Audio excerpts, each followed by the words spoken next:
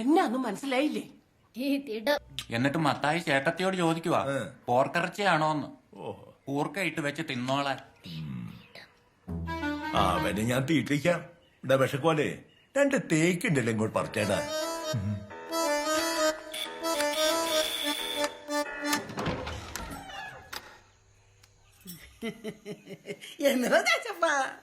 കുറച്ച് മീനാ താണ്ടം വെച്ച് വരാല്.